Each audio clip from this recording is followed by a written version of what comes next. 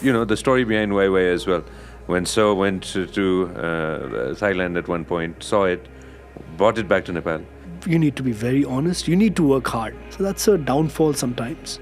Chair full of, full of thorns. Even if you pick up a rose, rose is so beautiful, but there are some thorns, which is part of life. Somebody has an idea, and that person wants to work on that idea. Having an idea is great. Being passionate about is great. Bill Gates comes in the front, but there are 3 other people with him. First mover's advantage. Could you explain this? And how does it work when it comes to CG? And you look at something when you go abroad, you travel, you see something, and then, the story behind YY as well. When So went to Thailand at one point, saw it, brought it back to Nepal. You travel all around the world. Bringing something back to Nepal and making it our own. There's nothing wrong in that. Like, you don't have to go, the wheel has already been invented, right? Being the first mover to do it, the challenges of it.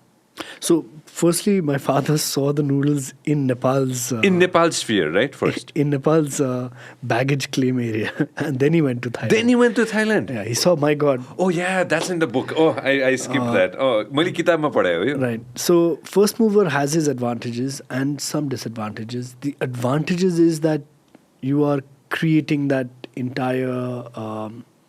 paving the way. You're creating the entire space. You're defining some of the fundamental rules of how that sector or that market is going to develop as a first mover, right? There's higher risk. But if you're able to leverage your ecosystem and grow with that massive economies of scale, you have a major advantage because the barriers to entry become more difficult then. I mean, a lot of things that we do are first mover. That's why I'm asking this. Right. So, I mean, we do that. But there are also areas which we've seen that there's already present companies and are already present with their products and services. We see that particular sector hasn't been, the full capacity hasn't been, the potential hasn't been utilized.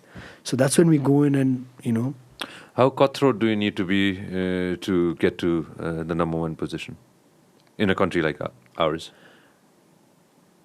Cutthroat, I don't think is the right word. Okay. Even ruthless is not the right word. Okay. You need to be very honest. You need to work hard. You need to work hard. There is no shortcut to that. So that can be one way of looking into it, being cutthroat or ruthless or whatever it is. Hard work with clearly defined goals, having the agility to manage problems as and when it comes with that speed, right? That's what it takes. Okay, so being number 1, the cons of being number 1. You're under continuous scrutiny and being monitored, which is okay.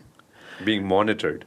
Yeah, I mean your consumers, the people in your country who have expectations out of you are continuously monitoring, right? What you're doing next, what you're doing now, and sort of are continuously judging you for it.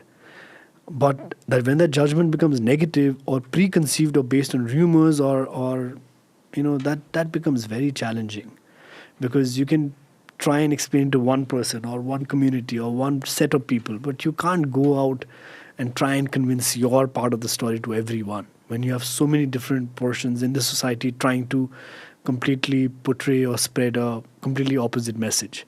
So that's a downfall sometimes. Or maybe something we need to learn to manage our communications and media well, to putting together a truthful and the right narrative forward. Number 1, it's a fantastic place to be at, and at the same time you're sitting in a chair full of full of thorns. Does it feel like that sometimes when everybody is attacking you, everybody wants a piece of it? Not full of thorns for sure. Like even in not full. Even when you see even if you pick up a rose, rose is so beautiful, but there are some thorns, which is part of life. If there are no thorns, then what's the sense of adventure doesn't come into play. These are challenges and small bottlenecks we have to overcome. These are very fundamental characteristics of an emerging economy. This has happened in every single country, and this has always happened and targeted to the most successful entity in that country. So it's not something that's very new in Nepal. It's happened everywhere in the world. It's how you overcome that journey is where the real, true test comes into play. Somebody has an idea today. कसैले सुनिरहेछ यो जहाँसुकै होस् है, it doesn't matter if that person's sitting in the United States of America or that person's sitting somewhere in Qatar or somebody in Bhutan, anywhere in the world, or somebody in Ilam or somebody in Dhangadi, doesn't matter. Somebody has an idea and that person wants to work on that idea. But there's a million things that's against that person's favor. What do you want to say to that person? But that person's passionate about the idea, huh?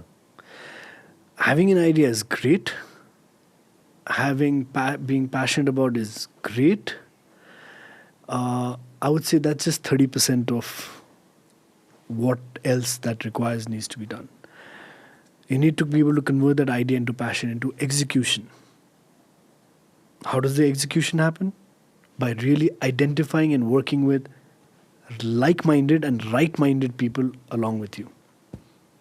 Today you look at some of the most successful companies, Google, Apple, Microsoft, Alibaba, anything. Jack Ma comes in the front, but there are 12 other people with him. Bill Gates comes in the front, but there are 3 other people with him. Steve Jobs comes in the front, but there are 3 other people with him. Google, similar thing. So you have to collaborate and find the right partner you want to grow and achieve that dream. That's number 3. You need to be able to have a long-term thinking process, in a sense that idea must be differentiated. Mm-hmm. You must have a track record for it.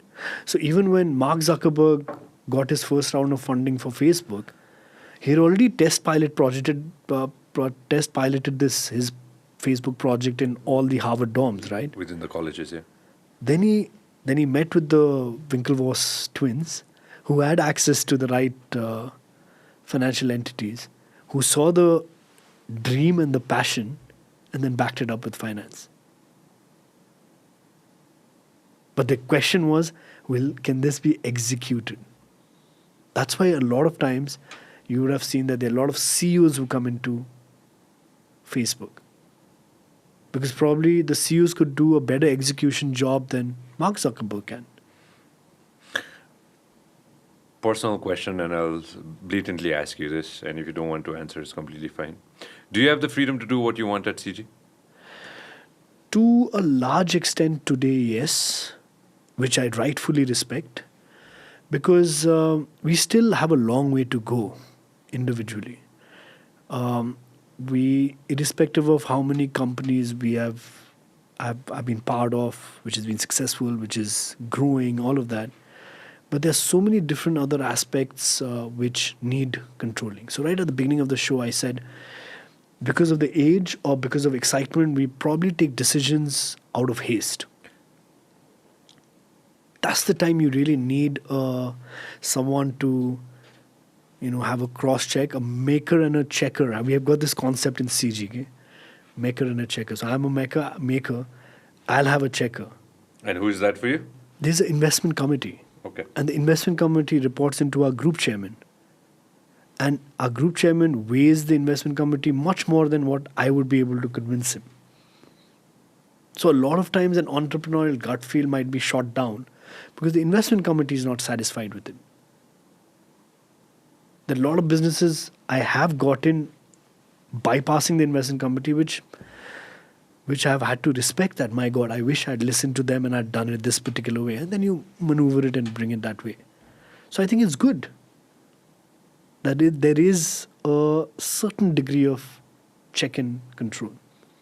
And that check and control also leads to providing the right experience, the wisdom, That's so helpful to our younger generation. Okay?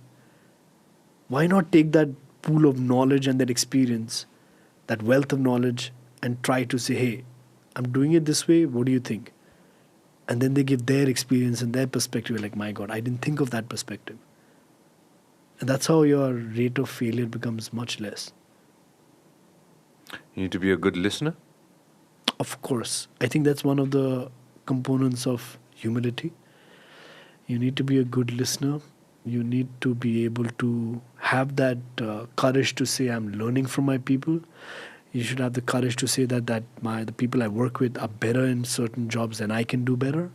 You must be able to recognize it, acknowledge it, and communicate it.